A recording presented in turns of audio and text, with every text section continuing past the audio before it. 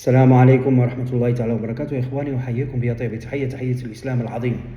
ها هو الرئيس الأمريكي ينهزم مرة أخرى على جبال بلاد فارس في أول عملية عسكرية برية ضد إيران، كما هزم الله سبحانه وتعالى سلفه جيمي كارتر في بداية الثمانينات، الذي أرسل طائرات عسكرية آنذاك من أجل تحرير الرهائن الأمريكيين الذين كانوا محتجزين في إيران.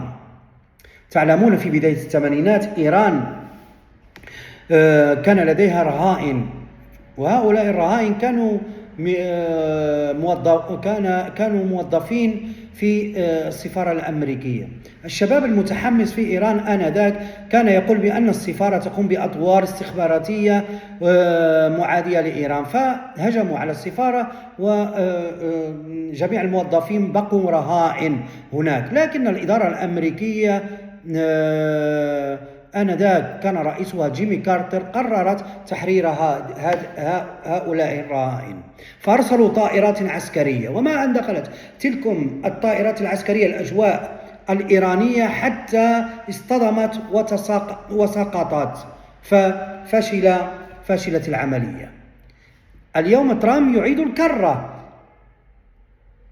كان هدف ترامب كما يقول كان هدفه من أجل سرقة اليورانيوم، وكان يعتقد بأنه في مكان هناك مدفون، في مكان قريب من المفاعل النووي بأصفهان، فأرسل طائرات عسكرية ومقاتلة وأرسل طائرات نقل عسكري.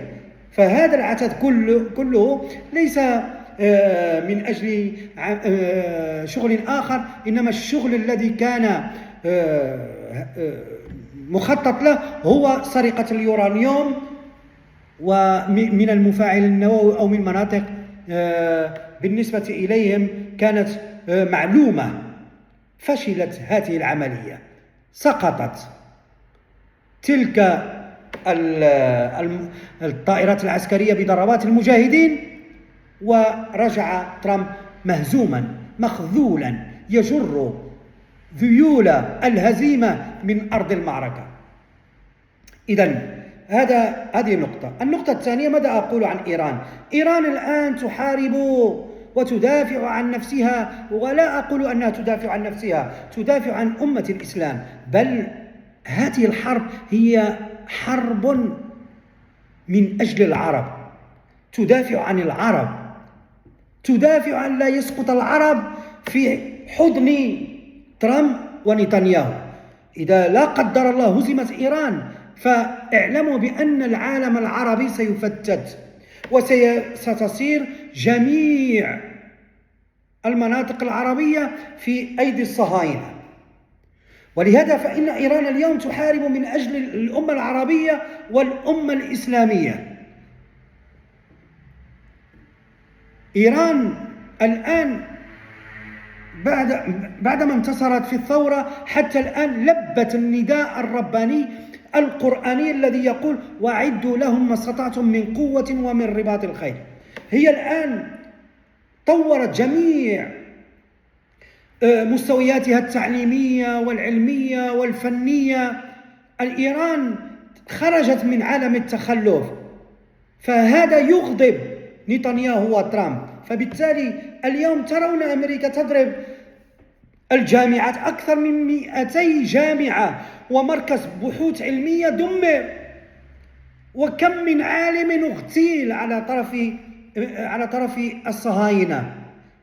وتعلمون بأن أمريكا لما دخلت العراق أعدمت العلماء النوويين أو العلماء الذين كان لهم مشروع عراقي من أجل تطوير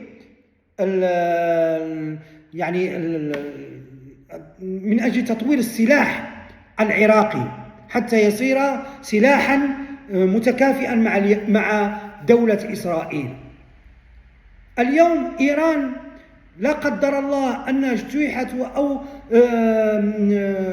احتلت، فأول ما يفعله بني صهيون وترامب هو إعدام العلماء. ولكن اليوم يقومون بضرب المراكز العلمية، أكثر من 200 جامعة ومركز بحث علمي ضرب واستهدف. هذا من جانب. أقول لكم يا إخوان إن أهل فارس الآن هم في صدد الدفاع عن النداء الرباني الذي أوجبه الله على كل فرد وكل جماعة من أمة سيدنا محمد. فالله سبحانه وتعالى يقول لنا: وأعدوا لهم ما استطعتم من قوة ومن رباط الخيل. إذن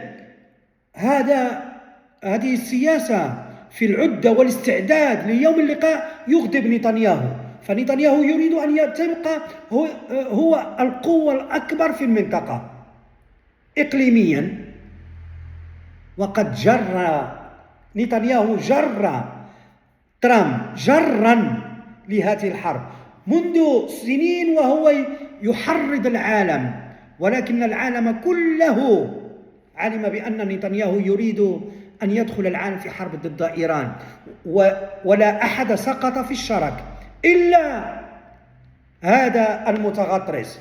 اليوم يهدد، يقول: بهذه الليلة سأمحي حضارة بلاد فارس. الإعلام الغربي الإعلام الغربي يرى هذا الرئيس على أنه رئيس مهزوم بعد فشل العملية البرية التي قام بها قبل يومين. يرونه رئيسا مهزوما، لذا ترونه كما قالوا ترونه يسب الشعب الإيراني، يقول: أيها الحمقى، أيها الملعونون، افتحوا مضيق هرمز. لكي نعلم أن إيران يا إخوان باسم الغرب دولة مظلومة في هذه الحرب، وأمريكا ونتنياهو هي الظالمة. الغرب فلا نسمع بعض بني جلدتنا الذين لهم لحى ولهم سمت إسلامي، وأقول أنهم مرجفون. أنا بالنسبة إلي مرجفون، فهم كمرجف المدينة. هؤلاء المرجفون يريدون أن يبعدونا عن مناصرة أهل الإسلام، وتاريخهم في هذا، في صد الأمة عن نصرة من يدافع عن حمى الأمة حافل. فهم هم الذين كفروا الدولة العثمانية من أجل أن يدخل الإنجليز إلى بلاد العرب. هم من كفروا صدام حسين وقالوا عنه بأنه شيوعي، وبالتالي لا يمكننا أن نساعده، فلنساعد أهل الكتاب ضده. وهؤلاء هم الذين زرعوا الفتنة في البلاد العربية، واليوم يقولون لنا بأن الشيعة روافض وإن إيران روافض.